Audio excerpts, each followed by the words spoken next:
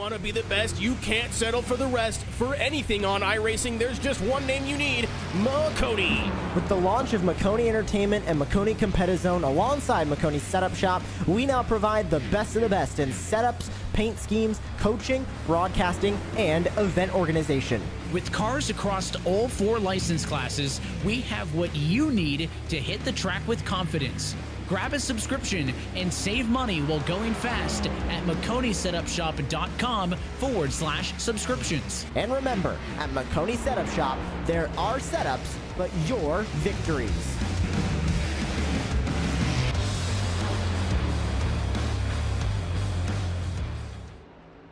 Racing isn't easy, but experiencing it is. iRacing puts you in the driver's seat with the industry's leading sim racing game.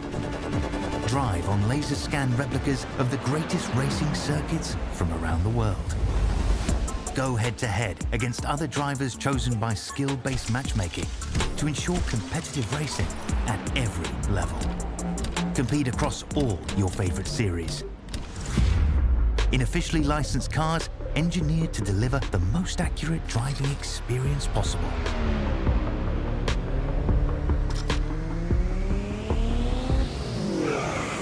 Join a race or host your own with players from across the globe. Race against the computer or in a league with friends. Feel the thrill behind the wheel. Visit iRacing.com.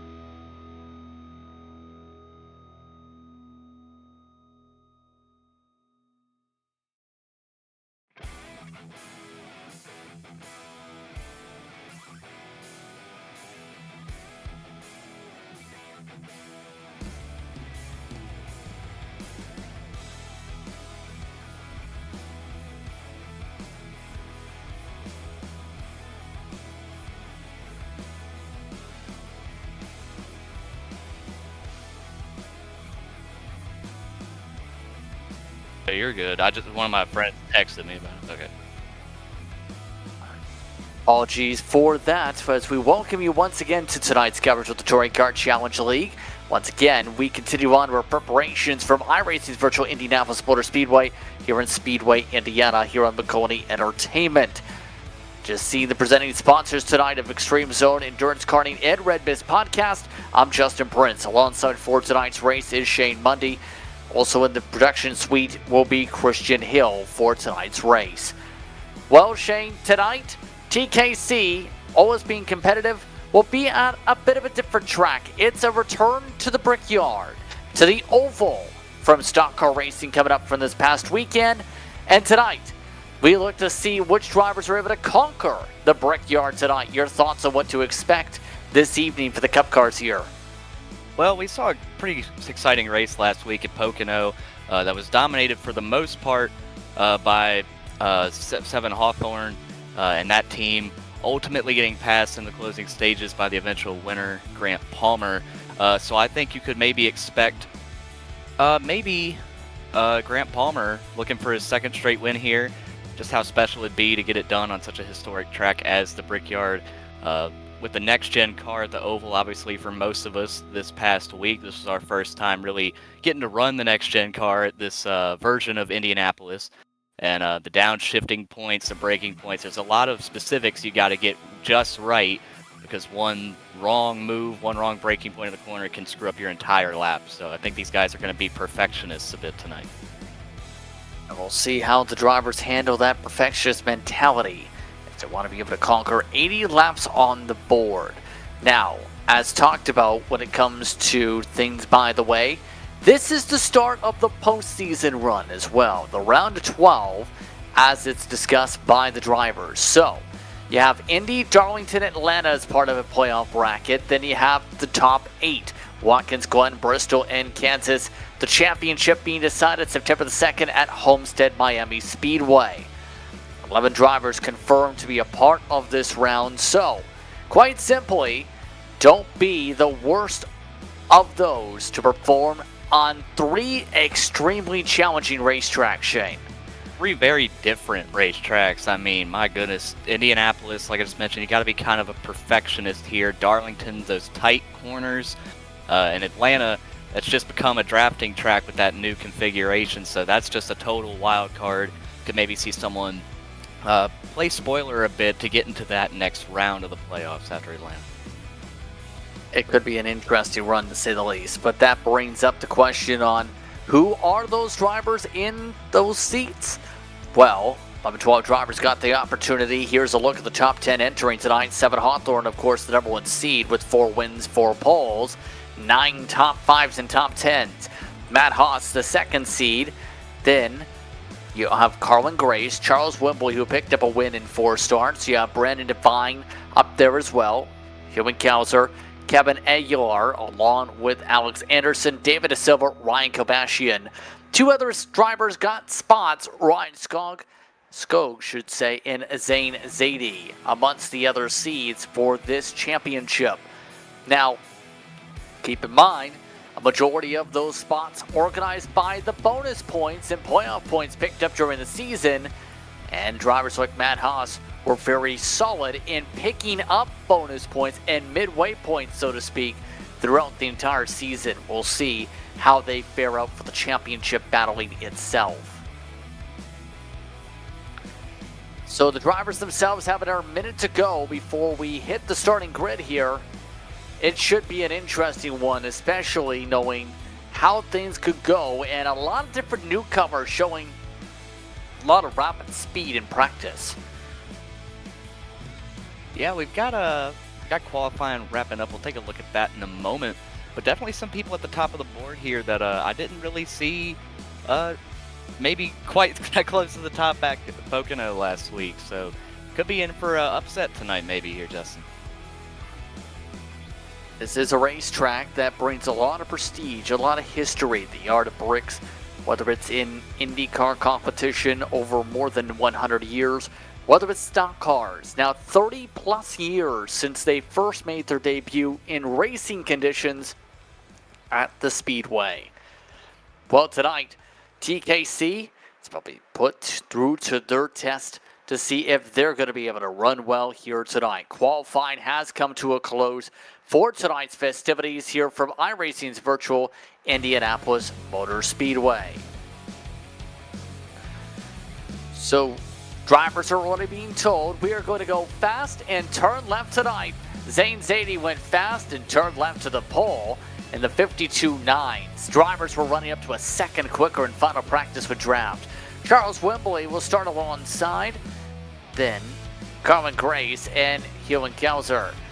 Daniel Selway, one of the newcomers when it comes to the series in 5th. Matt Haas in the 6th position. Brandon Devine will start off on the second page in 7th, David De Silva in 8th, Aguilar and Kilbashi in your top 10, Shane. Yeah, then we got Alex Penn in the 11th spot, Christian Barker in the 12th position. As we scroll to our final 2 starters here, Grant Palmer, last week's winner at Pocono, is going to be coming from the back to go back-to-back in Riley Skog in the 84 car. So a very interesting lineup here, like you mentioned. Got Zane Zadie on the pole. He was the only one that was able to turn a lap in the 52-second bracket. Obviously a low 52, a 52.9, but everyone else was 53.1 or slower. Yeah, some people like to run in the pack here. This is a draft intense track expecting tonight. Others, well, they like to hot lap. And tonight, we'll see how things play out with your Maconi Setup Shop race analysis coming up here. It's going to be essentially the Brickyard 200 tonight. 80 laps your distance. That's about 200 miles. Pit road speed limit, early commit cone, 40-mile-an-hour speed limit. Should be as high as 55, in fact, on the pit road speed limit. But as well, three white checkers available if necessary as well. One driver already having an issue at the back of the field. That is Robert Skog having some issues getting going. Outside of that, your keys to victory here tonight as the 84 is having a bit of a time. He's just slowly getting rolling here into turn 1. I'm not sure what the deal was there on the roll-off, but keys to victory, like I said, corner entry, corner exit speeds are pretty important to get a solid lap around here. And you mentioned about how in practice these guys were a lot faster when they were in the drafts. So I would expect restarts, especially our initial start, to be pretty aggressive. A lot of jockeying for position back and forth. A lot of people maybe making some bolder moves as we get to the closing stages of this just about 200-mile event. Other than that, I think I just got to say good luck. This is a tough place to master, but somebody's got to win it out of these guys here tonight. Zane Zadie has been very quick when it comes to qualifying speed all season. He'll be the one in control for this initial start today. Expecting at least a couple pit stops, by the way, for tonight's race as we get prepared for a long night ahead. Yeah, I would expect maybe 2 to 3 stops tonight based on the fuel window here. 75% fuel limit too. Oh, okay, even worse. They're gonna make a little bit more then. Let's find out how tonight plays out. Zane Zadie in control. We're happy to have you with us here on Maconi Entertainment TKC National Series coverage. In control, it's Zane Zadie. The green flag is out. We're stacking up on the inside, but we're underway for the Brickyard. Good jump for Zane Zadie, but a really good jump for Wembley. But they're going to be side by side into turn 1. See if Wembley can maybe get a run off that top side. They're going to bang doors on the exit of 1. Got one sideways. That's the Valvoline Chevrolet, the 27. And Wembley's going to go to the lead off turn 2. Already some loose moments already. Zane Zadie having to get physical up for the front. Kilbashian getting physical in the back as well. And all throughout the week on those initial starts, if you're able to get a good jump outside, we've seen the outside prevail for the early going. Bottom line, obviously, is the preferred groove, though. Yeah, I was really impressed to see Charles Wembley get away with that top lane. Now, obviously, they did kind of make some contact. So Zadie might have lost some of that momentum, but hey, he's in the lead. He did it how he did it. He's got it. So it matters. Colin Grace has slipped back several positions in the 27 car, all the way back to 12th, down 9 spots from where he started from a near early spin just a lap ago on our opening lap. Of note, Grant Palmer did not make the initial start either. So first lap went the way of Charles Wembley. He tries to set the tone very early. Zane Zadie getting tight in the dirty air. And that's going to be one of the main things to keep an eye on. Can drivers handle running in the dirty air? Especially when it comes to big pole expected, the track conditions fairly toasty, mind you. But also with the fact that this track really depended on draft down the straightaway, but very, very tight for the corner. Yeah, definitely. I mean, we're seeing it right here with the top 4 almost making a bit of a breakaway on their own. That's David De Silva in the 5th spot, kind of hanging in the wake. But these top 4 are mainly all packed together. And the 3rd place car, the line that time was actually the fastest car of Huling Kauser in the 91 Chevrolet.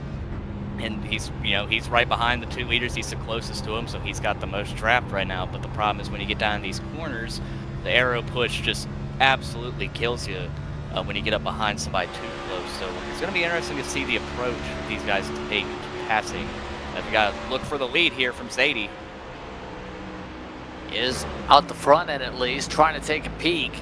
No place to make a lunge. Now, Wembley is a driver who won a race. Mind you, he picked up a win the last time he actually made a start of the series. That was June the 17th at Dover. He's been away since then, but he's really good at the bigger tracks and with the tire save tracks. He's not going to be easy to pass. He also ran top 5 at Auto Club earlier this season out in California. And Zadie is always going to have the run here in turn 2. He took a big dive under, trying to get under him. Turn 2, and into the wall. Goes Wembley. Not sure if it was hard enough to cause a lot of damage, but I mean, this is going to cause maybe a 3-4 car battle for the lead. Zadie's got it back for the moment, heading to turn 3. Wembley with a lot of scuffs to that right front from that. And Zadie now looks to fly in clean air. All it took, too much gas around here, you destroy the right front. Yeah, I mentioned it in the when you asked about my keys to win. Throttle control, or your throttle point, I guess, on both entry, exit, braking points, all that. It's very important, and he might have just, with the 77, trying to get under him, tried to get back to the gas, beat him to the throttle. Ultimately paid the price for it. Little slide out of Matt Haas there, but he keeps it going all right. Now, Kauser is amongst those, keeping very busy as of late. He was talking about with some of the drivers through TKC earlier on in the day that he was coming off some real-world racing performances, trying to compete in the Chicagoland GP. Essentially, he's amongst those that has also made some appearances as a local track out in Joliet, Illinois, picked up 1st and 4th during the past weekend during a karting event at his local track. Well, he's looking to pick up another top spot here tonight at the Brickyard in the TKC National Series, and he is on a mission right now. I don't know if it's just the draft he's getting, but he just set our first lap in the 52-second bracket, I believe, with a 52.99. Not quite a full 10th faster than Zadie, but maybe using that draft to his advantage. See how he makes the pass a little sideways off 2. Just a little bit darty back there, but Wembley seems to have at least been lucky, avoided significant damage. But as we know, if you touch a wall here, there's residual damage that can pile up on these cars.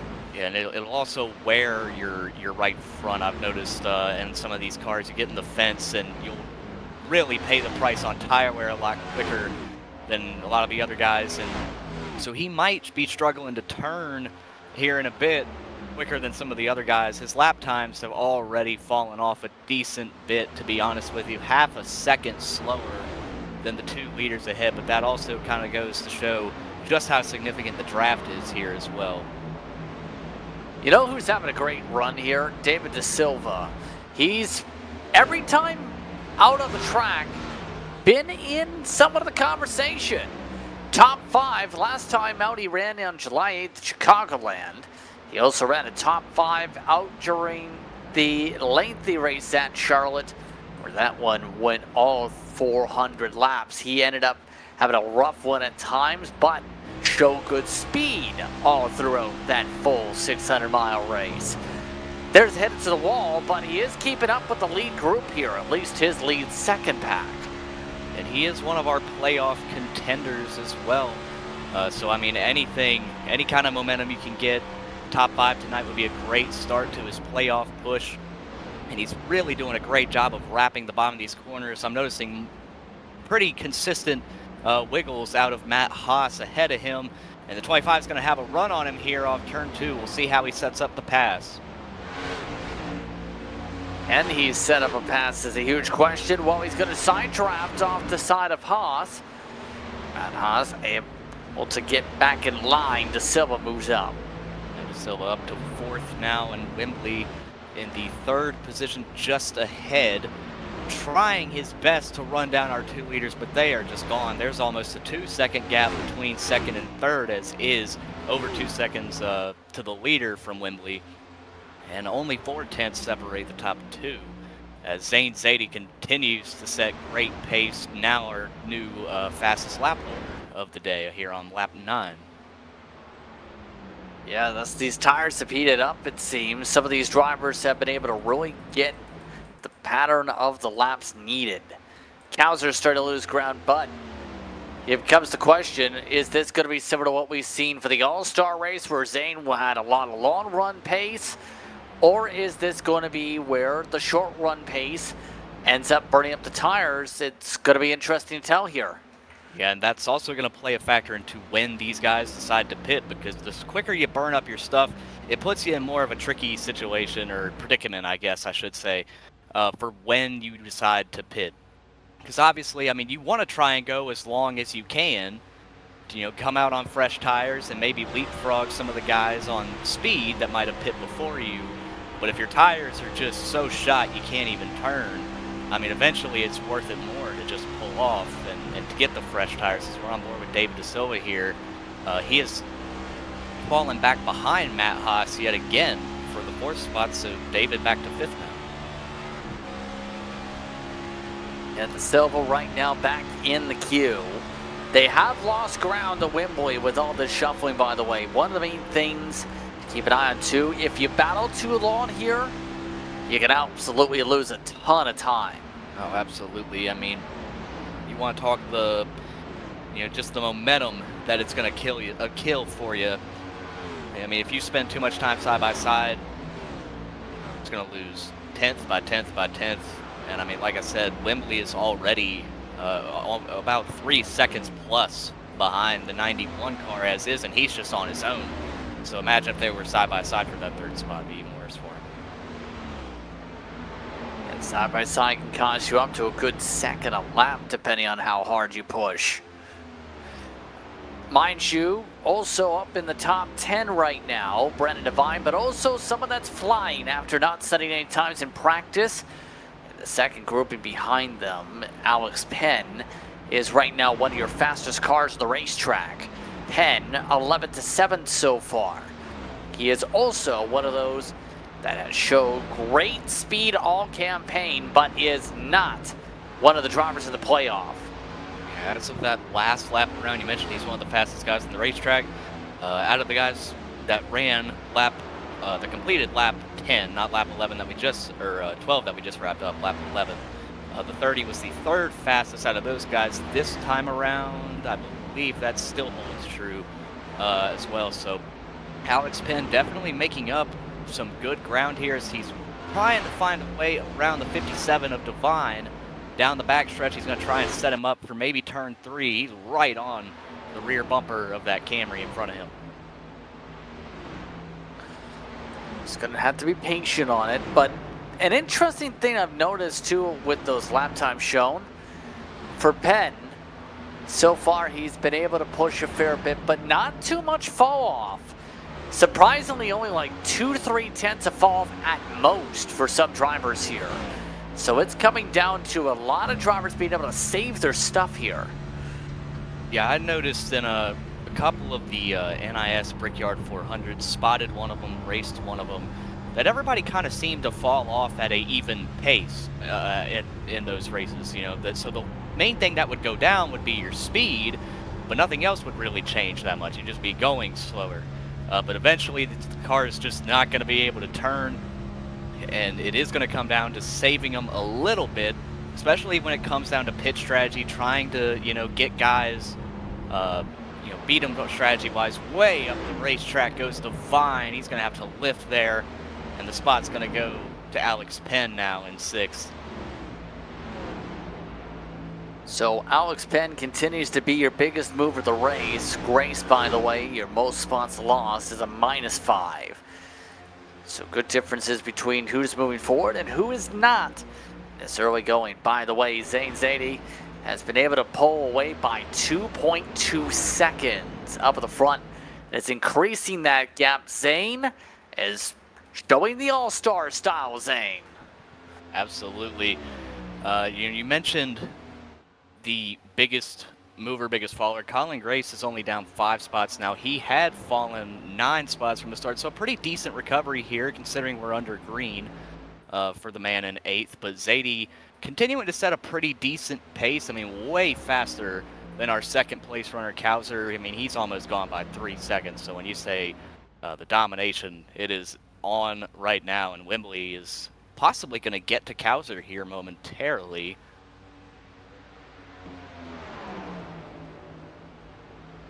We'll see how long that lasts now. So now at this point, already approaching the quarterway mark of the race. Also amongst those to keep an eye on, and the rest of this going, Kauser. Kauser, we've seen him race a fair bit in this series, especially this season. He's another one of your playoff drivers. 6 top 10s, 5 top 5s so far. Last time a race was back in June, a top 3 at Dover. Penn, by the way, he's already moving up and already making some passes to get to the top 5. Yeah, De Silva was able to get back around Matt Haas, and now Haas is going to lose another spot to Alex Penn. We talked about him a handful of laps ago about how he was one of the fastest guys on the racetrack. That really hasn't changed all that much. He's still running decent 53 bracket second lap times. See what he just ran, 53.80 that time, so a little slower than the lap prior. But so far so good for Alex Penn, now up 6 spots from where he started. And it's still Zadie up front. We'll see how long the fuel runs end up going, though, by the way, with 75% fuel loads. It, at the very least, solidifies it as a 2-stopper, you'd have to think. So we'll see how long they end up lasting. Yeah, I would think at the most they could probably go 75% of just the normal fuel run here. That'd probably be about 29 laps. I would expect maybe a little less considering they've been in the draft and using a little more throttle. I wouldn't expect that anybody had been saving fuel this early, but I guess you never know. Kauser is now over 4 seconds behind Zadie. I mean, he is just gone. Outright gone. But you know who's not gone? Charles Wembley. He's moving forward because the 91 has been getting very loose, to say the least, off some of these corners. Wembley is getting very comfortable. Yeah, he's been falling off a lot. You know, he's lost so much time to Zadie. He mentioned a moment ago about how Wembley would probably be able to get by the 91 here pretty soon, and here he goes down into turn 4, and he's going to take the runner-up spot. So move Wembley up to 2nd. We'll see if maybe he can even put a dent in the now near 5-second lead by the 77 car. You're on board with Kauser here. I mean, he's just fallen off so much. A 54.7 second lap time, by the way. That is 9/10 slower than the leader that lap. There's a look at how the times have really fallen apart. Absolutely. Yeah, that. He's not exiting the corners well. He's charging these corners, if anything. And there's the thought of slow in, fast out here. He's been trying to go fast in and then slow out. It's not worked. Yeah, I mean, he might have just been, trying to push with everything he's got to try and keep up with the 77. Now he's just paying the ultimate price for it. He's got about 2 seconds on to Silva, who we mentioned a bit ago about how he was on the rise, and he is still in the 4th spot, but about 2 seconds separate him and Kauser before he gets there. Kauser was able to pick it up a little more that lap. Yeah, it's just about everybody has now fallen down to the 54 seconds, or even worse, 55 seconds we just saw out of Matt Haas in 6th. Yeah, those rears are getting absolutely torched on the 91. So eventually we'll see a slip back. But Kevin Aguilar, he's been able to get by Daniel Selway. And Selway was your fastest driver in practice. Not so much right now. Aguilar was your third quickest in final practice. He's right now already 17 seconds back of the leader, but is right where he started. Yeah, I mean, he's just net nothing. His fall off has been pretty tough. He ran a 54.8 our laps last time around, so he's about to probably fall into the 55-second range, and showing no signs of gaining any time on Colin Grace in the 8th spot. You mentioned Selway, who was quick in practice, not so much in the race. He's about a second behind Aguilar here. So definitely some guys struggling mighty here early. Already coming around to the quarter-way mark in this race, this time by the way. So far we've been blistering through the time, defying, getting let go by the 8. Matt Haas seems to be really falling back on the time. We've seen this at times before. He's good on short. Oh, I think he might be coming to pit road. Wow. Coming in already. First taker of the day, I believe. Locked him up a little bit getting onto pit road there, but I promise you he's taking tires anyway. So the pit window apparently open for at least the 8 car. Is he going to be running this race backwards, you think? I mean, I guess anything is possible. You're going to see a lot of guys, especially if we keep having this long, drawn-out green flag run. You're going to see a lot of varying strategies, and you just never know what might end up working out at times. So the 8 opens up our pit window. No other calls for drivers to come into the pit lane yet. Expecting these drivers to go up to an extra 10 more laps on the gas. So bit of a slide out of the box through the concrete, at least for the 8. Outside of that, things look steady for the pit exit here. But right now, it's been interesting to see as well some of the other drivers that have really had to battle this track. This is a battle style track. Grace has really battled with this track in particular, I've noticed. Yeah, I mean, it's like I said, you're going to see these guys need to be perfectionists. And, you know, we're talking about Matt Haas coming off pit road there. He did go a lap down to piss off his Colin Grace, getting by the 57 car for 6th there. But I was looking at Matt's lap times, the 8 car, and I noticed that in the matter of just about 2 to 3 laps, he lost almost a second of pace. So he must have really been burning through his tires in the latter of that run. And, you know, the more laps that go by and nobody else is hitting pit road, at least I know if it was me, the more I'd just be a little nervous about it, because I'm out here, you know, I'm burning up a set of tires already. They're going to pit, and then they're going to have fresher tires than me, and it just might be a rough cycle. So hopefully it works out for him, but he could be in for some trouble if he pit too early here. Only time will tell if he's going to be in trouble for the very end right now. He's the only one a lap down, mind you, because of when he pit. It's going to make things even more tricky to be able to get the lap back. We'll see how the tires cycle as this run progresses. The fall off for drivers did start reaching 1 second. So not a lot of time lost per se on the track compared to some of the others, freshies to old here. Yeah, I mean, he's not really gapped the car behind him there. I believe that's Alex Penn behind him in the 30 car, the 5th place runner. And he's not really seeming to gain much on De Silva. Now, could he be maybe trying to save a little bit? See, look at that last lap, 53.6, about 0.3 off. Could he maybe be trying to take it a little easier on his tires, since he know he's kind of jumped the gun a little bit on the pit strategy?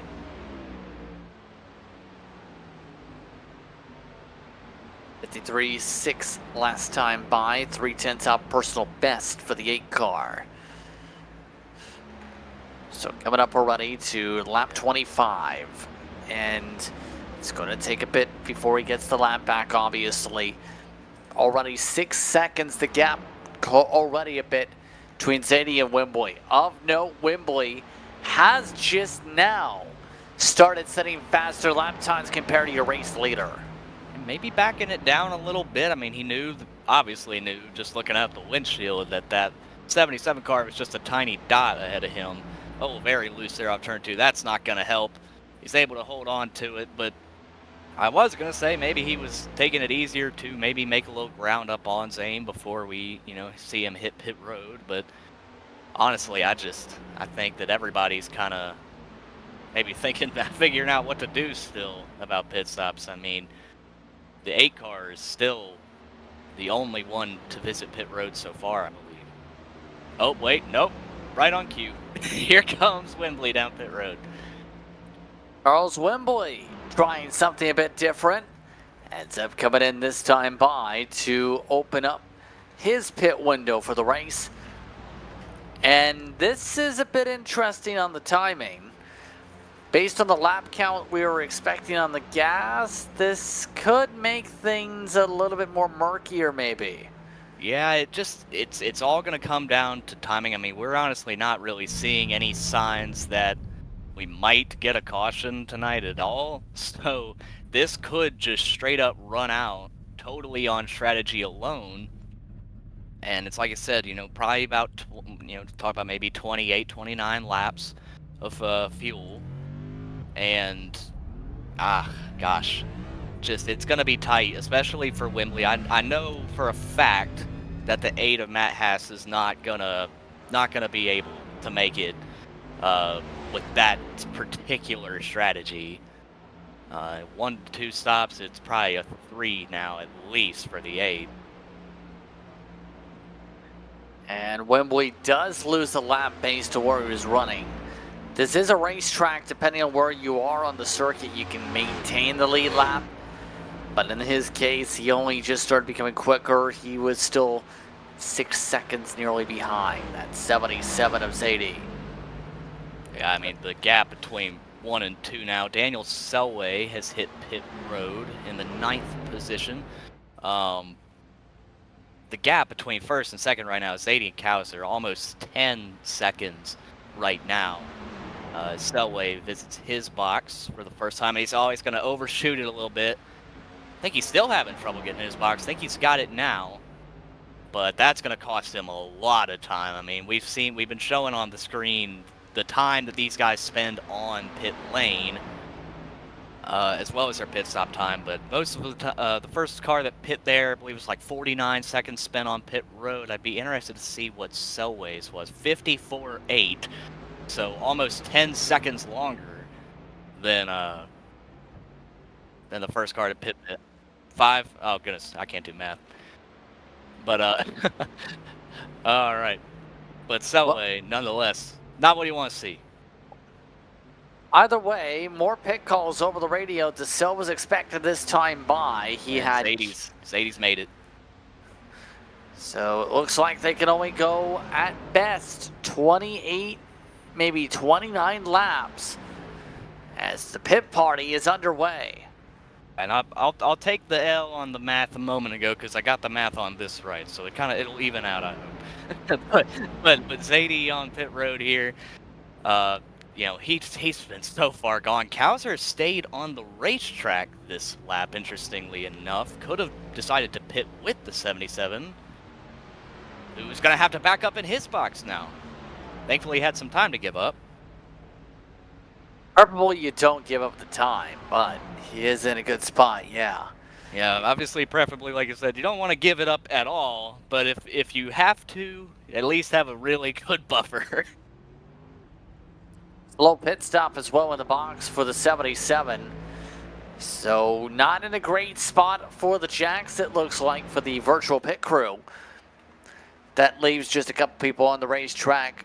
Kowser, who just now entered the pit lane. Devine, Kilbashian, and Skog amongst those who have now had their service done. It looks like Charles Wembley gained a couple seconds at best. Not as much as some may think here. Yeah, definitely not. I mean, we'll really have to tell once they kind of make a lap around. Wembley's working on some traffic there. That's the 84, who is not pit yet. like you mentioned. Everybody else, including the 91, there he is, Kowser. He is the current leader, not for long. Divine is going to come around. Oh, he's on pit road as well, so nope, Zadie's going to recycle to the lead there. Pretty good stop for Kowser, though. And not bad, but not going to be enough to cycle to the front in theory, as already cycled way behind the other leaders, in fact by several turns. And now that we've cycled here, Wembley is actually under 3 seconds behind Zadie, so it actually made way more of a difference than I was expecting, because before Wembley hit pit road, I think it was about nearly 5 until he pit, and then Kowser was about 10 was the gap. So we made up a couple seconds with that mistake, which adds up about right. So right now, your overall leader is Zane Zadie. He has a 3-lap overcut compared to Charles Wembley. The gap is under 3 seconds, but we've already seen the fall off really kick up after about 15 laps or so on the tires. At the very least, based on these lap counts, they will have to eventually come in a third stop, a different timing for the third one. Yeah, I mean, I'm not sure that this strat is going to work as well for Wembley as maybe he would have hoped. I mean, like I said, he was able to kind of make a dent in it. He's gapping him again now, about 3.2 seconds and counting as Zadie goes into turn 4. Like you mentioned, there's a big lap difference in the time that they pit. Zadie pit lap 28. De Silva in third, actually, now. He pit lap 28 as well. Wembley lap 25. So there's a pretty big difference there as Zadie just set the fastest lap again, breaking his own fastest lap. But I just don't know. Wembley's already losing time, and he's already off cycle with him. I think if this works out better for anybody out of Wembley or De Silva second, third, it'd probably be David De Silva in the third spot. Yeah, he's played the strategy pretty well. Kowser has gone backwards on it, 10 seconds behind the leader. So, one driver to keep an eye on the rest of this run as well, going to be Alex Penn, who's going to be 6 seconds behind where some of these drivers are, 8 seconds behind De Silva. 8 seconds is De Silva's gap to the leader. There is a look at Penn. So how far does the 30 get this run? Remember, the 8 car in front of him is on the oldest tires in the field. Yeah, I mean, this is why I'm not a crew chief. This is why I've lost a lot of races on iRacing, because I don't have a very good strategy when it comes to stuff like this. But I mean, you see the gap shrinking between him and even the leader. So I mean, he's running great lap times, but he has fallen off a decent bit that lap. Honestly, Zadie is pushing awfully hard here. I mean, he just ran another 52-second lap. So he's really trying to stretch back out what he gained, or what he lost there on pit road. Is the 30 a little sideways there. Not what you want to see. I mean, think of this when it comes to that regard. You have to consider these tires. If you almost save them too much, your temperatures never get to the optimum window and you end up really not really going anywhere. And the case is 80, he's not only pushing hard, he's doing enough to where he's not cooking the tires to the point where he looks to be in prime position if things hold. This is exactly what we had mentioned in Nashville in open setup, that he was able to do the exact same thing. Very good point. I mean, he's getting that gap between him and Wembley really good again. Obviously, it worked out for him to hold the lead even with the overshoot of the box on pit road, that last stop. So he's definitely in the catbird seat right now.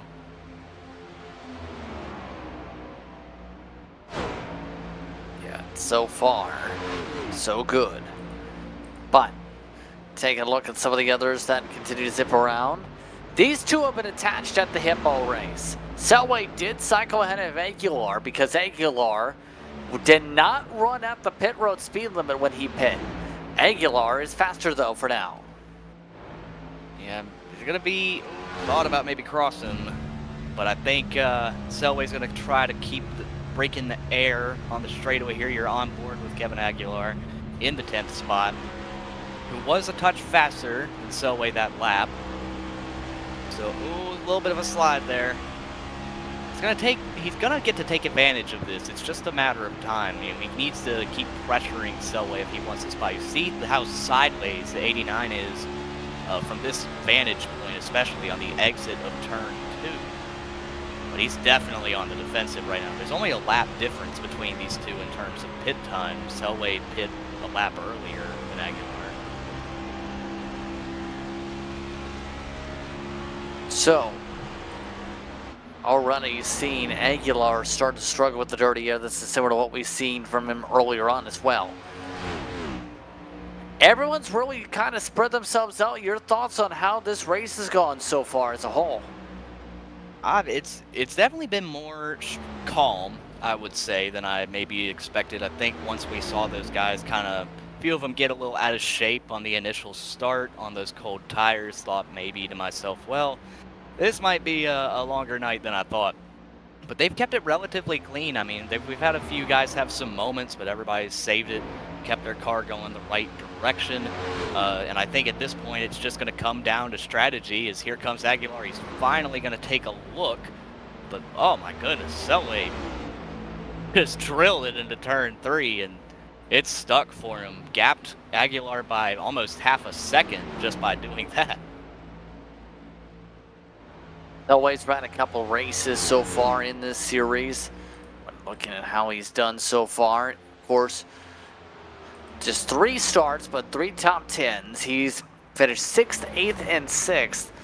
He's one of the newcomers that raced at Pocono and did pretty well there. So, seems to be pretty solid in these style races.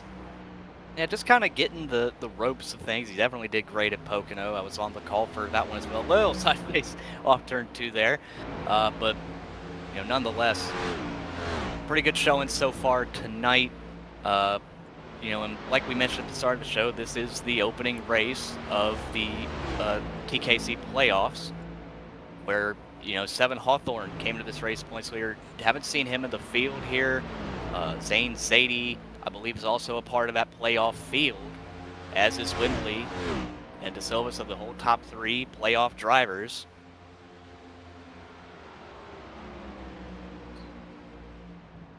Yeah, it's been an interesting dynamic with how things have gone so far. In terms of the different battles, in terms of the different cycles here. But we can say for certain the 3 stopper are definitely on. Eventually, these drivers around lap 60, or rather near lap 60, will have to start considering pit stops, if not possibly the 2 stopper, depending on the lap distance. Do the math in the head. Gonna be close for those who pit on the undercut today, for sure. Definitely will. Yeah, we have most of these guys, they're about just about 20 laps in to this run, nearly. The one that is 20 laps into this run is Matt Haas in 5th. We talked about him earlier on, and honestly, considering he's on 20 lap tires already, so he's already gone about the same exact distance that he has the first time around, to still be running in the 5th position is a pretty good job out of the 8 car.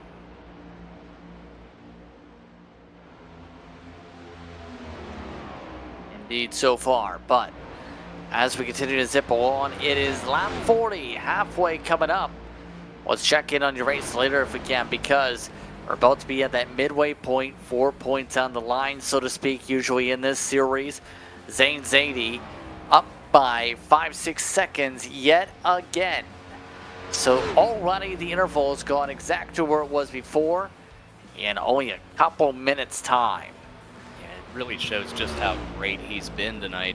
That, you know, even coming out with a smaller lead than when he entered pit road, he's already made it back up, and honestly has the potential, with the, you know, possibility of his run going a little bit longer here, of extending it even more. So cross flags, Zane Zadie, Charles Wembley, 1st and 2nd, De Silva, Kowser, Haas, Penn, Grace, Divine, Selway, and Aguilar are your top 10. Let's take a quick step aside. Halfway through the race here at the Brickyard.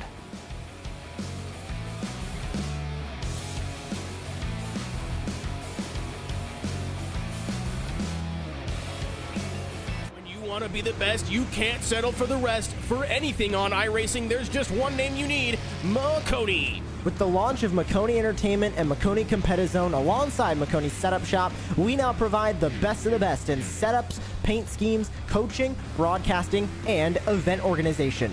With cars across all 4 license classes, we have what you need to hit the track with confidence.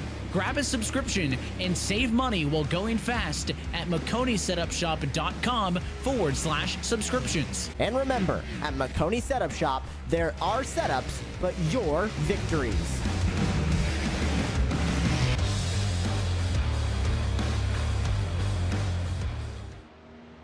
Racing isn't easy, but experiencing it is. iRacing puts you in the driver's seat with the industry's leading sim racing game. Drive on laser scan replicas of the greatest racing circuits from around the world. Go head to head against other drivers chosen by skill-based matchmaking to ensure competitive racing at every level. Compete across all your favorite series. In officially licensed cars, engineered to deliver the most accurate driving experience possible.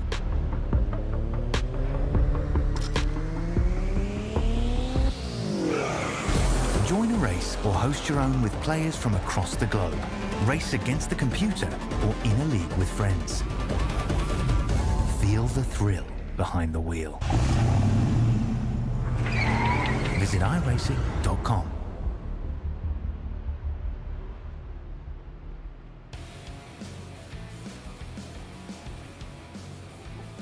Well, welcome back. An interesting moment just now. The caution flag is out for the first time. Rami Skog with some contact with Kilbashian has put us under the yellow all of a sudden. I believe he got loose coming off turn 2. And nowhere for Kilbashian to go. They just kind of got locked together. And unfortunately for the 84 of Riley, he just went head on into the inside wall.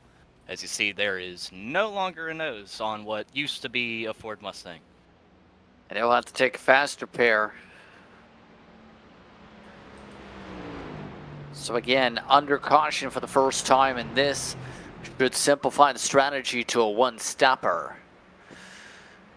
38 to go, coming around 37 for the leaders. Just watch this. Yeah, he gets sideways. Honestly, I mean, Kilbashian not really getting too much out of it, but you see just head on with the left front mainly into the wall, the inside wall. But he, like you mentioned, they do have a fast repair, so he'll be all right. He just has to visit pit road, get it fixed up. He'll be fine. Take a look at it from above. Yeah. Just Wiggles. Yeah, just, you know, that's those old tires, I'm sure, not helping his case. But we also talked about, you know, maybe getting to the throttle a little early, maybe getting too low on below that white line. Let's take a look on board with Kilbashian here. Oh, he wasn't even near the white line. He just totally lost it heading up on exit. Yeah, I mean, there was nothing that Kilbashian could have done to even come close to helping avoid this. He was already crashing at that point.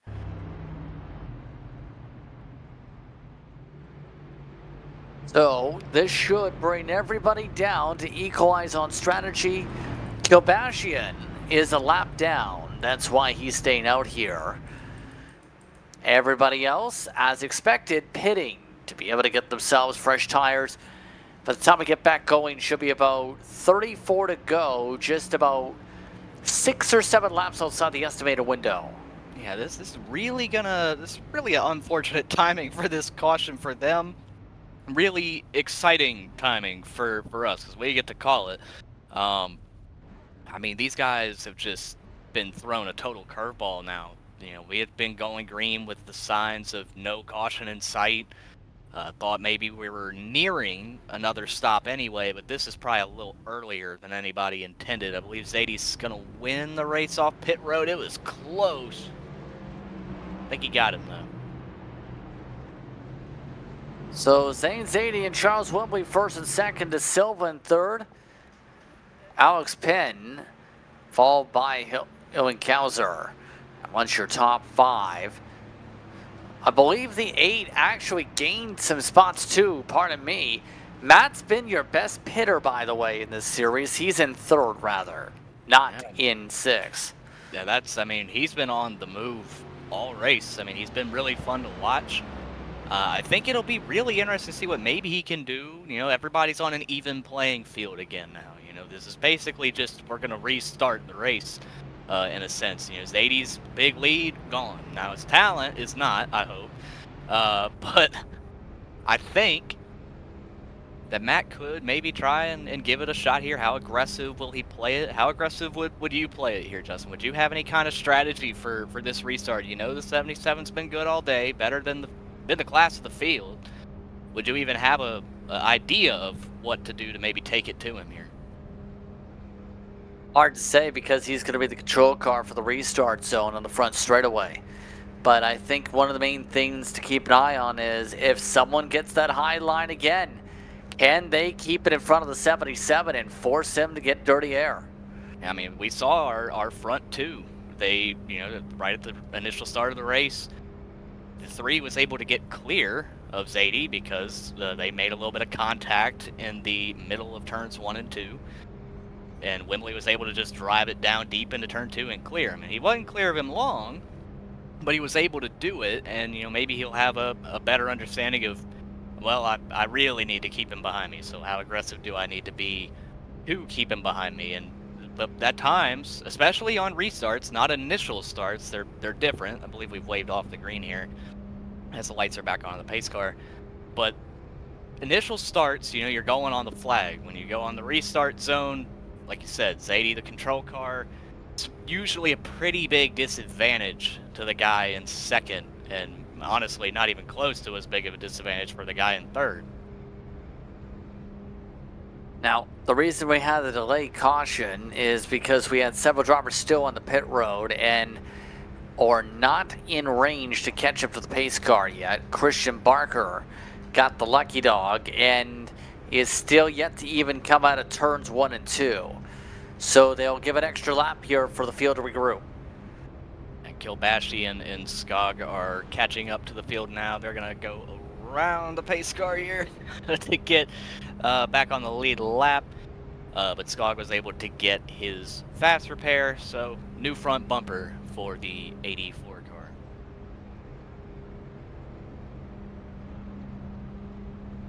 So you asked me the question on what you would do to take away the lead or take away the chance from Zane. What would you do? Oh gosh. Well, I think there's different ways that I would try to play this. If I'm in second, like Wembley is on the outside, I would already know I'm at a pretty big disadvantage because I can't even risk maybe beating the 77 to the line. Can't risk getting a penalty for the restart. Now obviously this is a league, it's not official, so they might look at it and may be a little lenient depending on what the reasoning for that was. But regardless of that, I would still play it very cautious and just try to probably get behind the 77 and just go from there. However, if I'm the third place runner like Matt Haas in the 8 car, the white Camry you see right there in the second row, I mean, I'm just going to get as close as I can to the 77 on the restart and try to go punch the gas to the floor the second that he does to just try and keep as much pace with him as I can, maybe get by the 3 per second. But regardless, I think these guys are going to have a horrible time trying to get around Zadie. He's just been so dominant all day. There's really only been, I think, one other car in this entire field to even break the 52-second barrier, and that's actually the 6th place car, the top car on that third row on your screen of Kauser. So we will have about 33 laps to go. We get back going here. Zadie, Wembley, first and second. Then it's Haas and Penn. Whoa, So, whoa, whoa. trouble! They're going to wreck under caution here, and that's Penn going around. Okay, then. No harm, no foul. I think that's going to... Now, here's the kind of crummy part, but maybe helpful for these guys, because, I mean, they're definitely not going to be able to make it on field right now.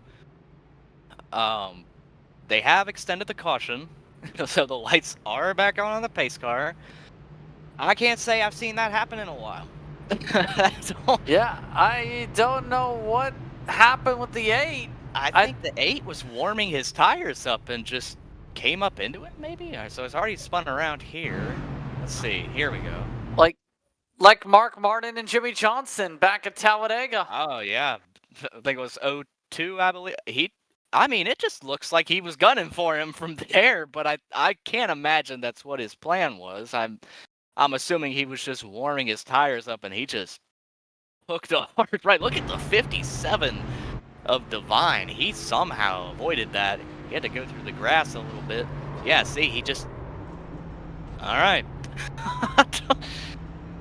I don't have many words for that one. And that gave the 8 damage on the left front, not even the right front, Yeah, on the left front. What in the world? Some apologies over the radio, but one of the weirder caution extenders you'll see. And there is some damage on the door of the 30 car, so look at the 57 all the way at the left of your screen. My goodness, that's Brandon Devine. Took some evasive act. Let's see it on board with the 57. Yeah, let's take a look here. So here we go, the blue car right here. He's gonna... Now watch ahead. The 8's just gonna swerve right. There he goes. And honestly, he would have been better off just staying up, but I think he wanted to relive some of those old EA Sports Lightning challenges where you'd avoid the wrecks. Wanted to give it a try here tonight. Just, he knew the caution was going to be extended. Might as well, right? I guess so. I mean, my goodness. Well, can't say that it hasn't been a entertaining caution, I suppose. We are finally going to get back to racing here with Zadie and Wembley on the front row. Hopefully that doesn't happen again tonight. An absolute confusing one. Coming up to the restart this time. Zadie and Wembley on the front row. 32 laps to go. Oh, good great. launch inside. Back and away. Look at Haas. Just like I said, you need to get as close as he can. He's going to be able to clear Wembley going in one. He's been good short runs, but now he's going to have to see how that car runs with damage. Already Wembley looking for second again. And he's going to get a little Caution. arrow push. Oh, and we got, yep. I'm not sure what for. We have a weird one again. Race control apparently hit the wrong button is the confirmation. Well, that's add it to the list. Add it to the list. I add it to the list. That's so we've got warming them up under caution, taking somebody out under caution, and wrong button. Gonna have to get those labeled. I think race control just may have evidently made it a fuel mileage race. I mean, my goodness. I mean, they maybe that's what they wanted. Hey, you can, quote unquote wrong button, right? But jokes aside, I mean, it'll make it a little more interesting now. Who's got the best clutch pedal? Yeah. Might need some top offs though to be able to really truly make it because of the size of this track. Now, Justin, you mentioned topping off. Now, if you come down here, you basically have no laps on these tires. Would you maybe put new tires on just to see what happens? Like maybe if you're further back. Would you burn us? What? Did we use the set yet? Like, I'm not sure if we... What? I don't think you would really burn them up running the pace lap. I wouldn't think so. you never know. Crazy things happen on this platform with these tires sometimes. But I mean, hey, we'll see. Pit road, I believe's open. And Zane's going. Yeah, we've had a mixed call. A lot of people thinking about that one. Did Cowser cross the commitment line? Will we get an unsafe pit exit for that?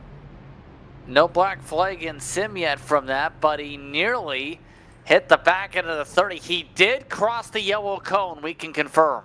Now, obviously said there's no in-game assessed penalty, so now it would be at the discretion of race control to, penalize him for that. I don't really foresee that happening, but I mean, he was definitely past the yellow cones that signaled the pit entry. So we've got 5 cars that have stayed out here. It's Haas, Wembley, Cowser, who I mentioned is one of the faster cars out here tonight, one of the only other guys than Zadie to run a 52-second lap. De Silva is going to be 4th. Grace is 5th. So here's the pit road deal I was mentioning. And watch for the yellow cone. So the yellow cone signals pit entry. The blue cones at the end signal exit. I mean, he's blatantly past it. Can confirm, Sim just gave it to him. Black flag, unsafe pit entry. Yeah, I mean, it was.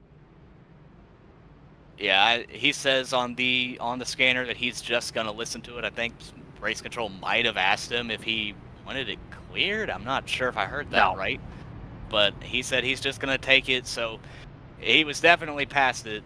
So that's definitely costly. I mean, now he's out here. Definitely not on as good fuel mileage as these guys that pit. Now, I mentioned would you burn another set of tires, Justin? Alex Penn, Ryan Kilbashian. They were in pit road long enough that I think signals that they took tires here, maybe Aguilar as well. So, I mean, there you go. There's a couple guys at least. So, Cowser, end of longest line for the sim. We're going to get the one to go here as well. But I'm with you, like you said, I'm not so sure that we've used that prior set yet. But there's a couple guys that evidently think it's worth the gamble, I suppose, to just basically throw a set out the window. It's not like real life where you can put those scuffs, quote unquote. Like I said, I don't know if they're really used, but you can't put them back on the car. Once they're off the car, you can't get them back. So, one to go signal here. Looks like everybody's in the main pack. And some people up there are not realizing this. They are not in the fuel save gear. Oh boy. Oh yeah. No. I'm hearing a lot of second gear. Yeah, I'm not hearing a lot of clutch time out of a few of these guys either. And I mean, that's what's gonna be your best bet. You get it a high gear, pop the clutch in. I mean, you need to keep the RPMs as low as you can. So this definitely gonna be interesting. I mean, I still definitely don't think even those guys that just pit to top off, they're still not gonna make it without probably some more cautions, especially with green flag laps.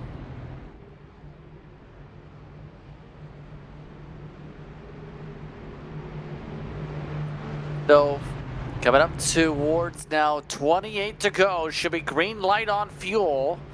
Once they get there, at least for those who topped off, it's going to be close. But right now, Matt Haas is in control after Zadie took advantage of the time of the caution flag to top off and make sure to cover his bases. Is this the first time he hasn't restarted from the lead tonight, so it'll be interesting to see how he plays it. Green, green, green. Good launch inside. The 8's off and away.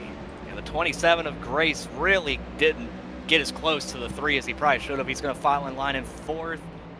Watch Zadie, the black car there in line 5th. He's going to be clear to the 5th spot.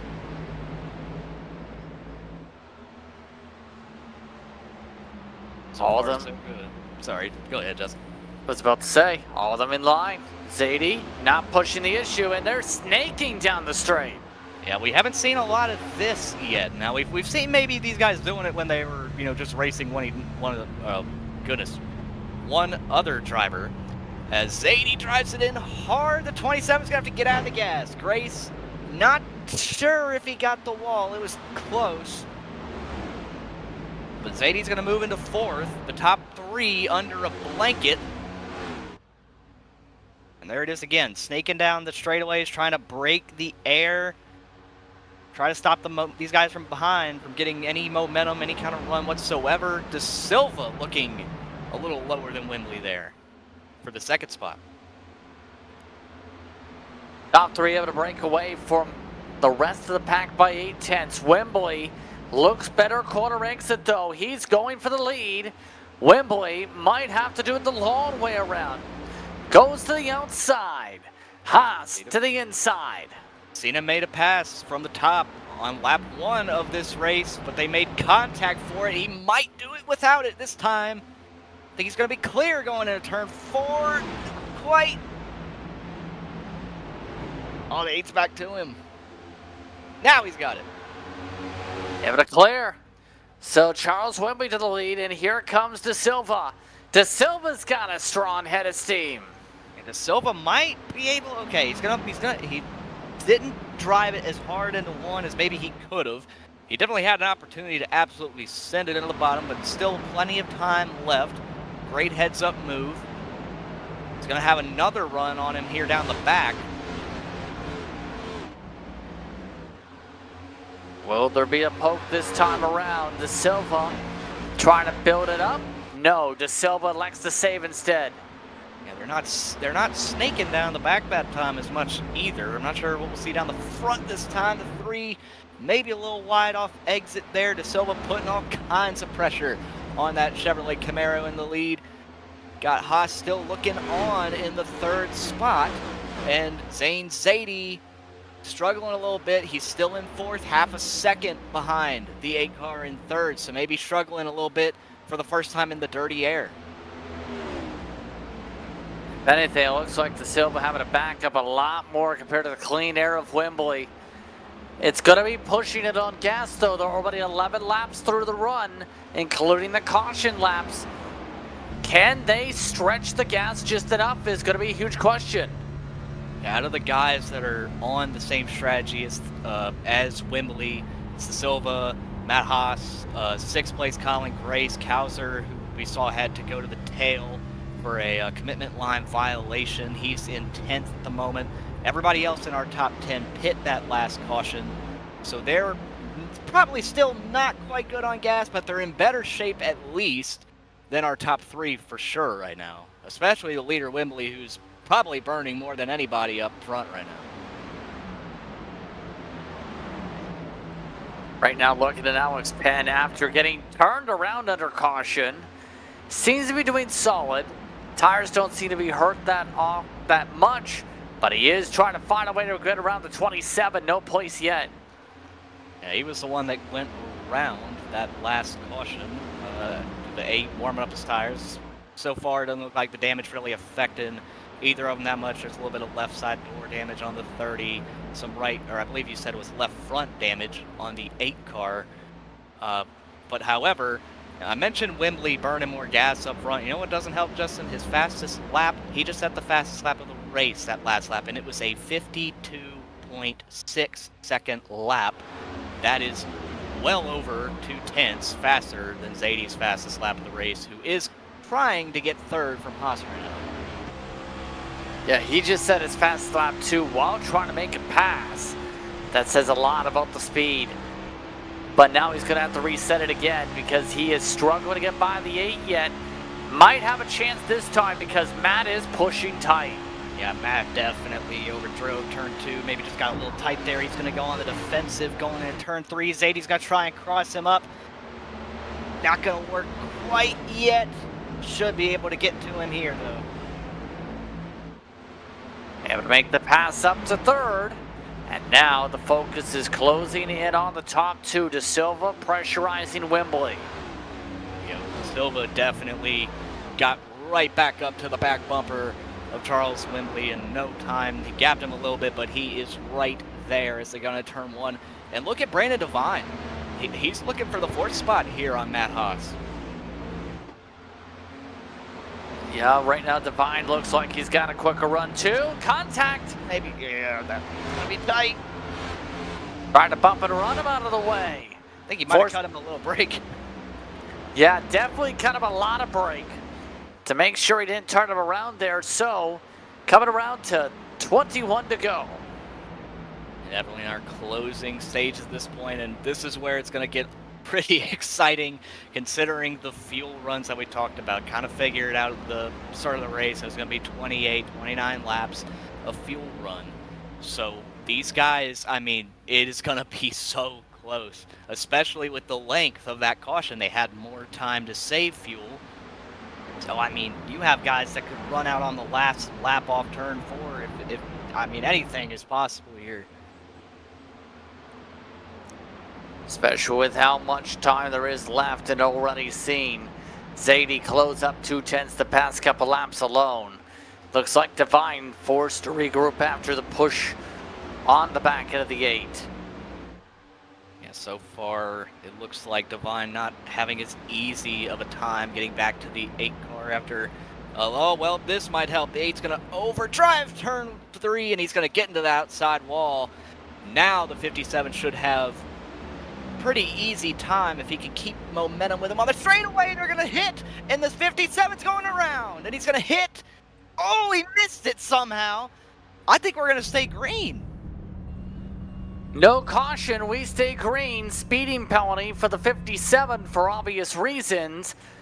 But my goodness, that was some great car control not to loop it. I thought for sure he was going straight into the barrier there on pit road. I don't know how he missed that. Like I said, he's got a speeding penalty here.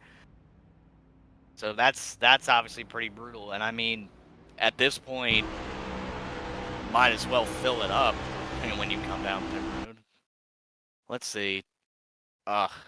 He just, trying to keep up with the 8, maybe trying to side drive down the straight and just totally miss it. Look how close this is. Oh, by a piece of paper. Big time dodge for the 57.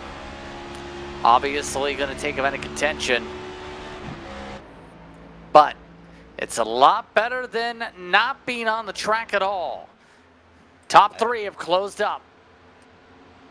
Yeah, it's just such a bummer for Devine. I mean, running in the 5th position when that happened. And he is one of our playoff contenders, so you can imagine he'll probably take a pretty decent hit, barring he can't get a recovery out of this. Now, I am noticing they cleared the black flag for the 57.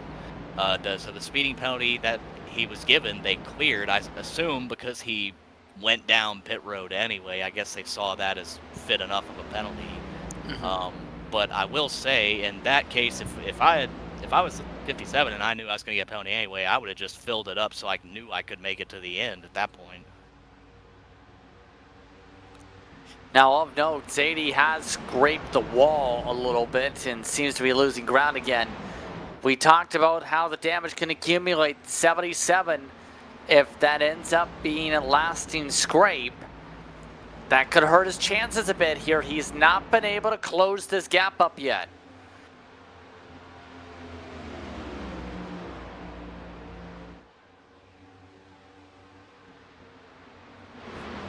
This could be a tricky one, to say the least now, for Zadie. All of that's with some battles behind Selway. We talked about him earlier. He's right now trying not to get pushed into the wall with the 8. I mean, he's pretty hard on him here. I mean, the 8's been getting tight. We saw, I mean, he was the one that made contact with the 57 because he's been struggling on exit of the corners. I think Selway is going to get him down here in turn 1. The 8's fighting with all he's got, though, but with the way that 8 car is handling, I just don't think it's going to be much of a fight, and it will not be, as Selway now takes over a top 5 position. Wembley's gap up front 4/10 over to Silva right now. It's going to take some time, but right now, Selway trying to make sure he runs away with a top 5 run. One of his better runs of the season. Penn, by the way, is up to 4th. Oh, Selway way up the track. Yeah, I mean, he's going to gather it up. The 8's going to have a chance to reclaim that 5th place position now. We've seen him be pretty aggressive that last time trying to defend it. But look who's back. Kauser, who got the commitment line violation. He's trying to get a 2-for-1 deal and get back into the top 5 here. Seems to be a bit quicker, waiting for his time though. When's that going to be? How about now? How about all the way to the edge of the line? Wow. Perfect execution there. Now, oh, he hit the curbing though. Big time drift. 8's going to be right back to him, and the 4 of Aguilar is up here. He was struggling a little bit earlier, and now he's up here looking for a pretty solid finishing position. And the 8's going to get back by the 91. He's going to cross him under. Beautiful move. And he'll retake that spot going into turn 4. And here comes the 4 car looking to get the 8 as well. Now, oh, hard off the 8. Matt Haas slamming the wall. He is destroyed. Yeah, that car is not turning right anymore. He's killed the right front. And now, look at the damage pileup. You can see it from the hood. It's even worse from the front. Yeah, I mean, he had that damage from the collision where he was warming up his tires that last caution. And now the damage on the right front. So both corners of that nose. He's in the wall again. I mean, at this point, he'd just be better off bringing it to pit road, making sure he makes it to the end on fuel. I would assume he probably hasn't used his fast repair yet. Now, quickly, Zadie in 3rd spot, over 2 seconds behind the leader. Do you think there's any possibility he's making sure that he makes it to the end on fuel? It has to be a thought, you'd think, but remember, he was the top off. Matt is coming in. Remember, he was amongst those who had previously stayed out, and he nearly got himself a speeding penalty. He just avoided it, though. There's Zadie. Yeah, right now, Zadie is running up to 3/10 slower than your leader.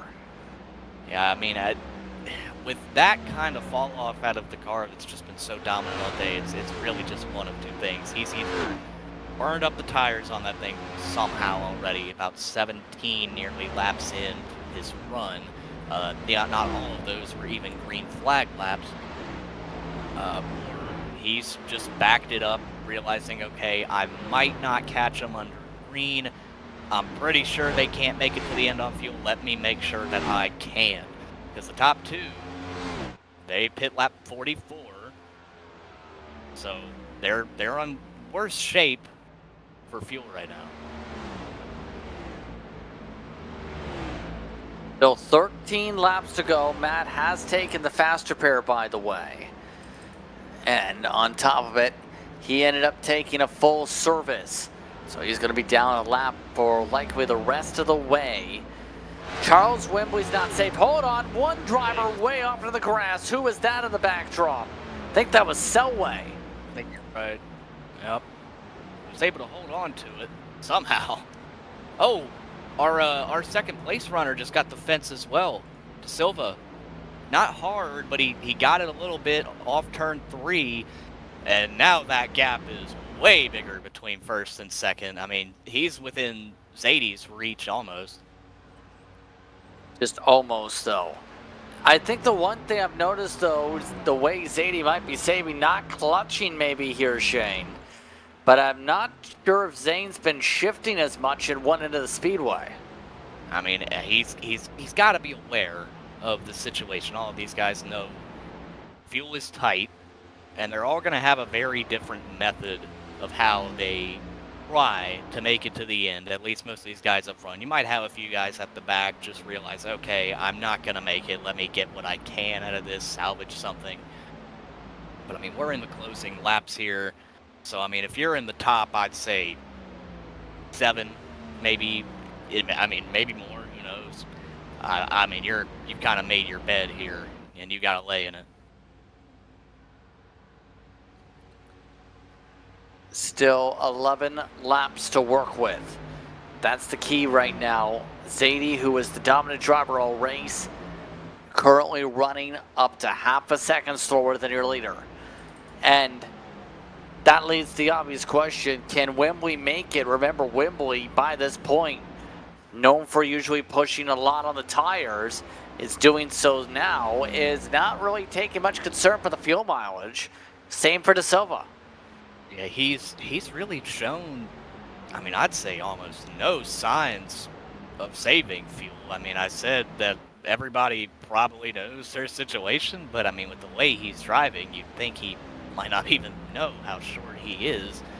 I just can't imagine that he makes it to the end with the pace he's been trying to keep. Let's see what lap time he runs here by comparison to maybe some of the other guys.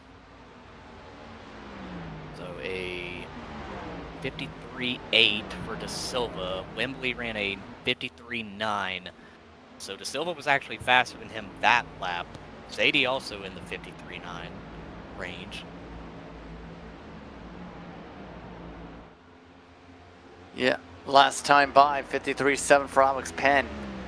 But he's 6 seconds back of the leader and 3 seconds back of Oldest. So it's going to take a lot for Penn to have a shot here. Although Penn has improved a lot over the race. Sideways 25. He's going to hang on to it. Still able to save it. 10 to go. Coming to 9, and he's coming. De Silva's coming in. Yeah, I mean, so what that tells me is there is definitely no shot that the 3 is comfortable making it. If De Silva's going to pit from the second spot, I find it very hard to believe Wembley would come at this point. Like I said, he might be in more of a situation where it's, I've got to ride this out. This is the choice I made.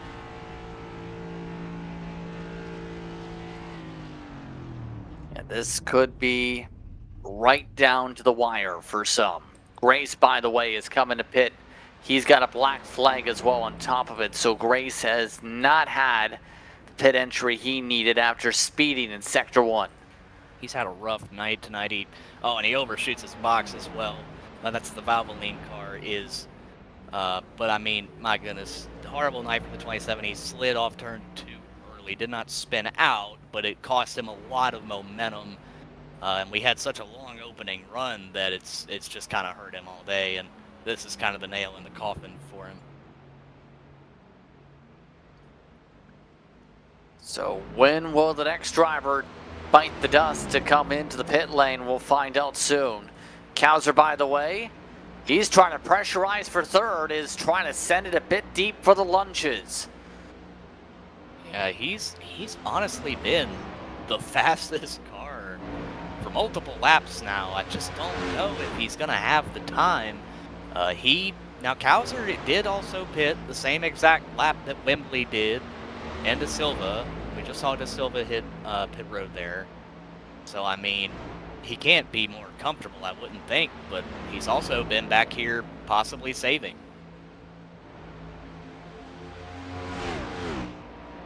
Yeah, and now we're about to find out if he's going to have enough speed to be able to make the pass now in dirty air.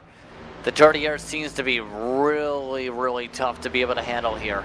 It's been brutal here today. I mean, look at that. I don't know if that was maybe overdriving it. I doubt it. That's just kind of been what we've seen all night. You know, these guys really struggling with it. We're coming back to 6 laps to go, and this thing's going to be wrapped. So smoke them if you got them, I guess. Well, if you burn the tires too much, you're not going to have a shot, or you're going to lose the spot right after. Yep. See the little wiggle out of Penn as well ahead. He's had a very, not totally silent, but for the most part silent night. Oh, Wembley pit road. 3 surrendering the lead. So that's going to put Zadie, the dominant car in the race, back in front. But we have the fuel to make it. Penn in second, pit the same lap he did under yellow on lap 50. See just how good these guys have done at trying to get their fuel tank to the end.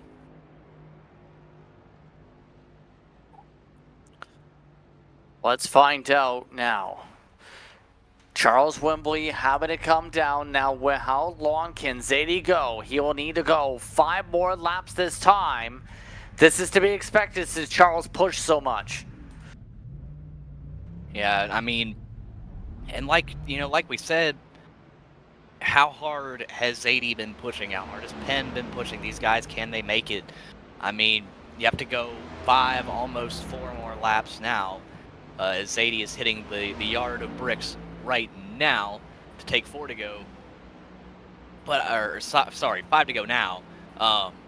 But just, that's so close. I mean, that's still, when you come off pit road, that's about 2 max laps short on fuel, I would say. I'm going to run to 4 laps to go. So Wembley comes off still in the top 10 at the moment, so maybe the track position benefited him a little bit. He'll still at least get a top 10 out of this. He might finish better than 10th once it's all said and done, depending on if any of these guys run out of gas. I mean, Kowser's still on the racetrack. He's pitted the longest to go of anybody, and he's going to stay out another lap. So I think Kowser might be running this thing till it's over.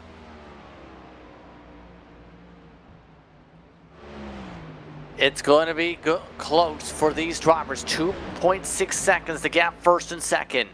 Got around to 3 to go this upcoming time by Kowser. Has fallen back by an extra second here. Yeah, I mean, he, at this point, I think Kowser, he'd probably be just fine running third. But, in terms of getting by anybody else, he would just hope that they maybe don't have enough Sunoco fuel in the tank. But other than that, still be impressive if he can make it to the end regardless. I mean,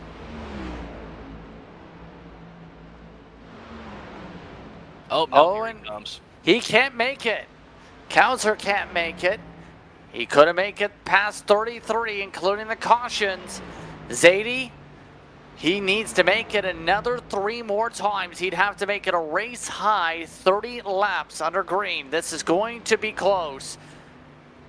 Yeah, I just don't see how he can pull this off. I mean, it's going to be so tight, but I mean, the entire what's going to be top 7 once everybody cycles past Kowser, who's now in his pit box.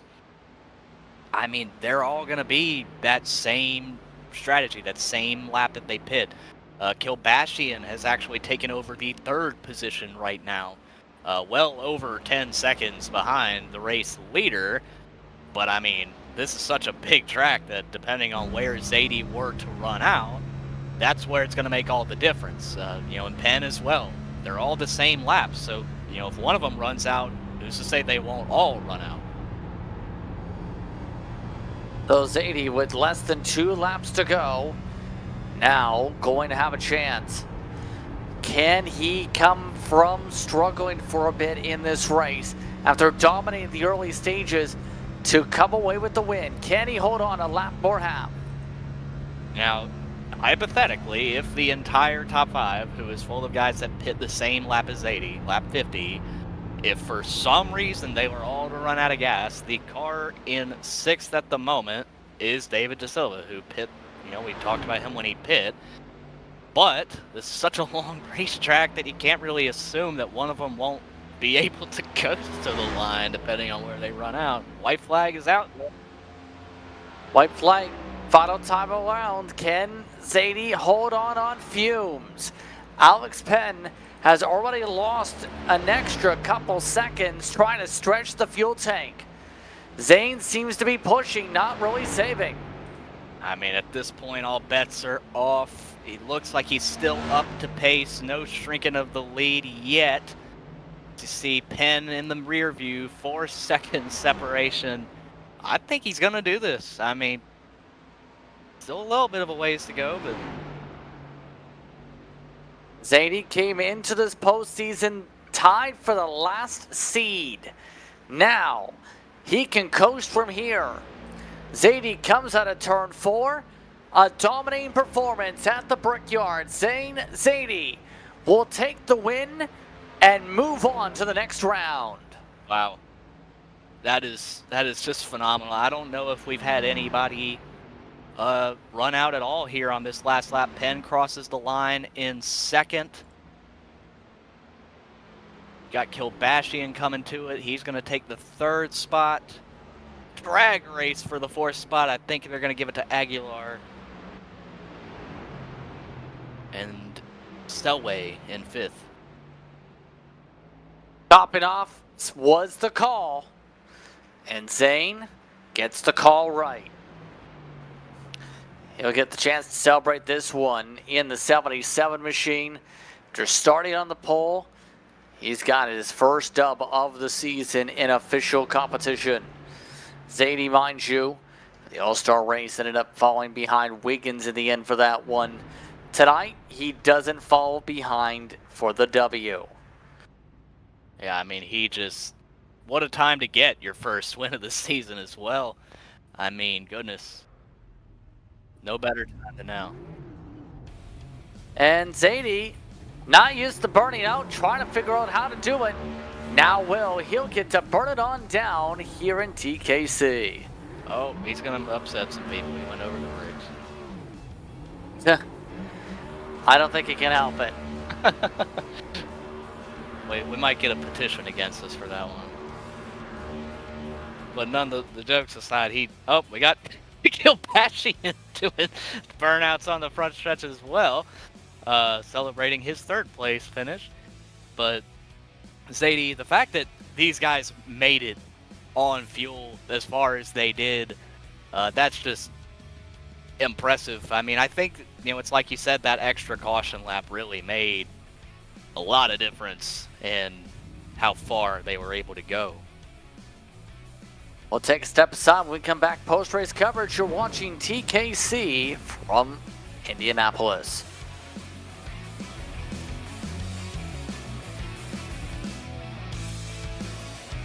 When you want to be the best, you can't settle for the rest. For anything on iRacing, there's just one name you need, Maconi. With the launch of Maconi Entertainment and Maconi Competizone alongside Maconi Setup Shop, we now provide the best of the best in setups, paint schemes, coaching, broadcasting, and event organization. With cars across all 4 license classes, we have what you need to hit the track with confidence. Grab a subscription and save money while going fast at MaconiSetupShop.com/subscriptions. And remember, at Maconi Setup Shop, there are setups, but your victories.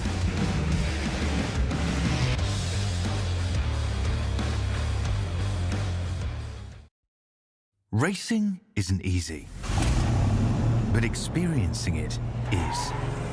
iRacing puts you in the driver's seat with the industry's leading sim racing game. Drive on laser scan replicas of the greatest racing circuits from around the world. Go head-to-head against other drivers chosen by skill-based matchmaking to ensure competitive racing at every level. Compete across all your favorite series. In officially licensed cars, engineered to deliver the most accurate driving experience possible.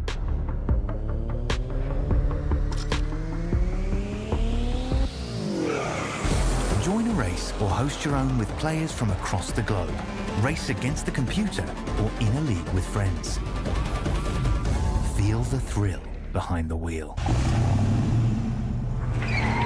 Visit iRacing.com.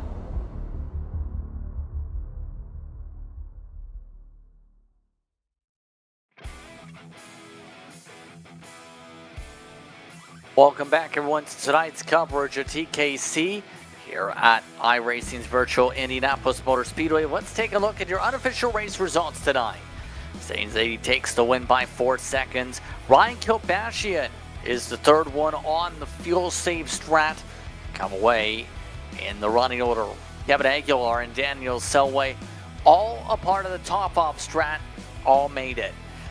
David De Silva finished 6th. Charles Wembley finished 7th, 5 seconds behind him.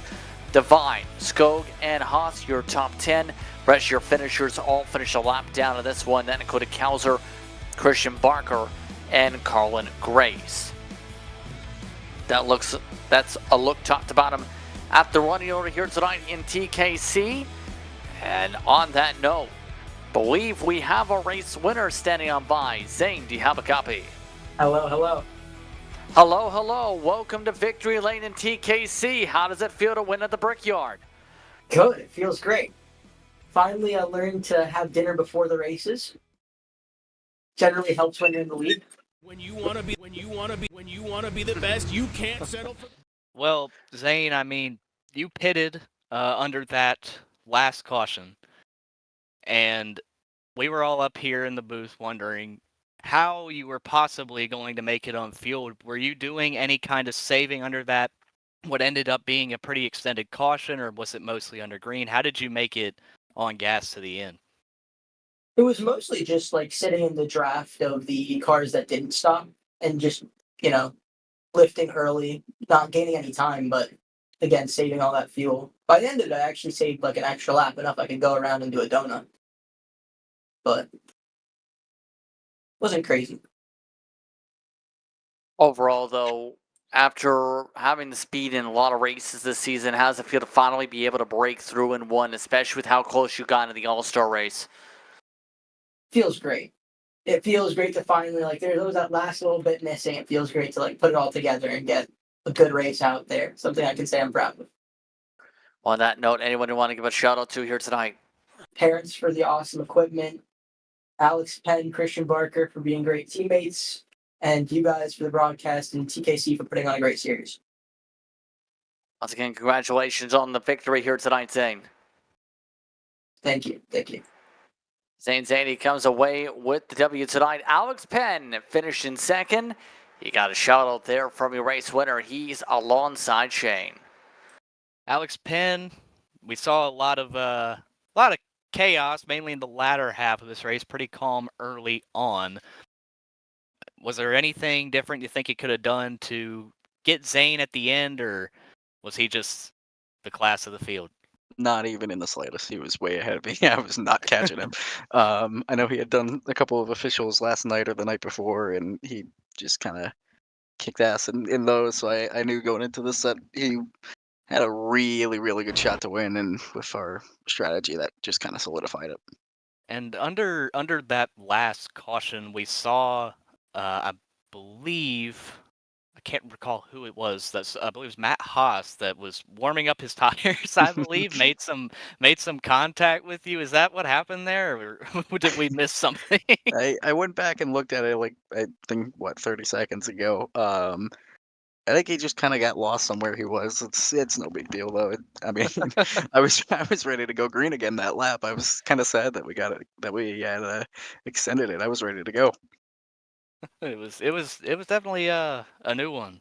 Were there any concerns with fuel with your 30 car? A little bit. We just kind of had to be mindful of it. But yeah, going into it, we knew that it was going to be kind of right on the money when we made that last pit stop, and that's kind of how it worked out. We just had to keep an eye on it and make sure we weren't running up too much. All right. Well, thanks for your time. Anything, Justin, from you? I think that really touches upon things. But Alex, any shots you like to give here tonight? For sure. You guys for putting on the broadcast. Dave for doing the race control tonight, Matt for putting on the league, Alec and Mateo for putting on TKC as a whole. Guys over at Cornerstone Motorsports, we actually just pulled Zane into that team, and I think that might have been a really good decision after how tonight went. The guys over at Pensport 24/7 Racing, we just pulled off a huge win in the Spot 24 yesterday, which was pretty awesome. I ended up going from 40th to 1st, which was a cool feeling. So shout out to those guys. That was a blast of a race. GG's of Waynesville, North Carolina. They are a restaurant in Western North Carolina. They were on the car tonight. And shout out to Ryan who picked up P3 tonight. I handed my playoff spot over to him since I won't be able to race the rest of the season out. So I'm excited to see what he can do with that spot. Well, once again, congratulations on the run, Alex. Thank you. Alex Penn coming away second tonight. Ryan Kilbashian in third. Ryan, how would you describe the racing here tonight? Hello? Oh my God, that was intense. That was intense. The last few laps, it was me, Daniel, and Kevin, and I got by them both. We all raced really hard. Oh my God, what an intense race. I don't know how I came back from that. Well, on that big note here, what was the feeling of the car like here at Indy? Oh, yeah. So in the first half of the race, I got damaged right on the start, and my car was just wicked loose the entire time. I just could not hold on to it. I kept on falling back. But once that final caution came out, I played the strategy beautifully. I was able to save tires early on, and the car felt incredible. So on that note here, your thoughts on the next race on the schedule, Darlington. I don't know if I'll be able to race Darlington. I don't have that track, but Atlanta's coming up after that. I'm definitely going to be able to play there. Anyone you want to thank for the run tonight? I thank my family, all my friends at TKC helping out. Just can't believe I was able to get it done. This has been a great week for racing. 2 days ago, I got my first karting podium. Earlier than that, I had a great run in the Pocono TKC race. And then here tonight, just going from being wrecked to running out of gas in the pits, losing a lap and a half, and then come back for a podium, and to be going on to the second round of the PTR Sports Shootout. This was such a great week for racing, and I can't thank everyone enough. Well, once again, congratulations on the run here tonight, Ryan. Thank you.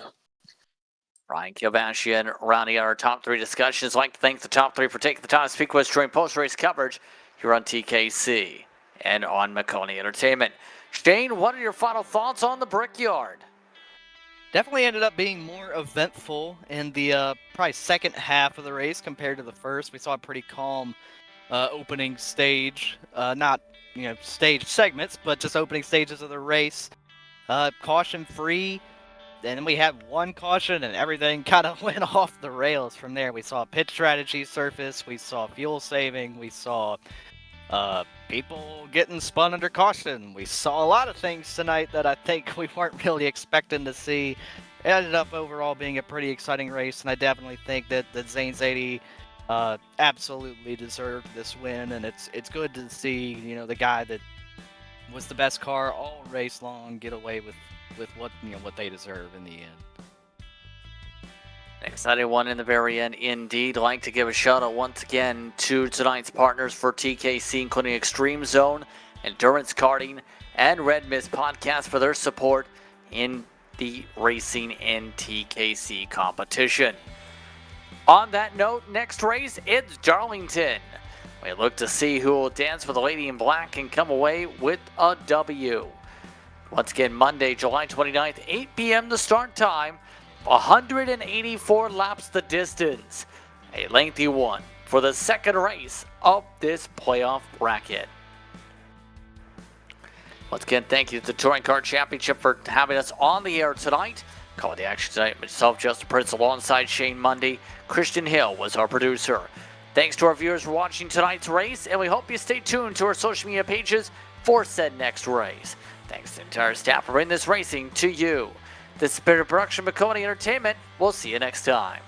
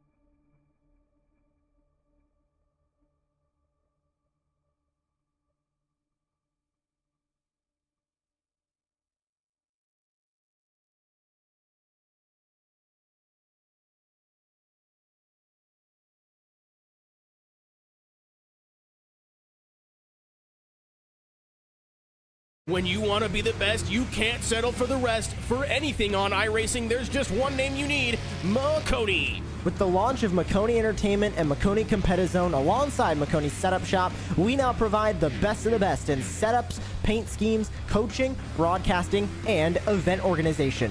With cars across all 4 license classes, we have what you need to hit the track with confidence. Grab a subscription and save money while going fast at MaconiSetupShop.com/subscriptions. And remember, at Maconi Setup Shop, there are setups, but your victories.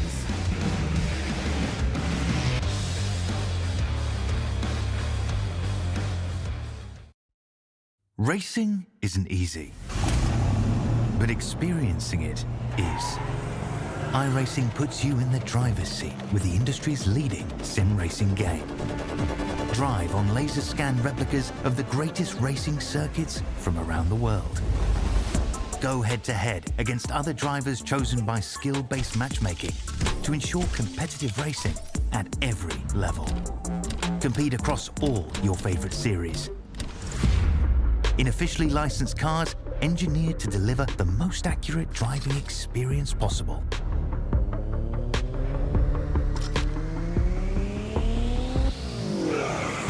Join a race or host your own with players from across the globe. Race against the computer or in a league with friends.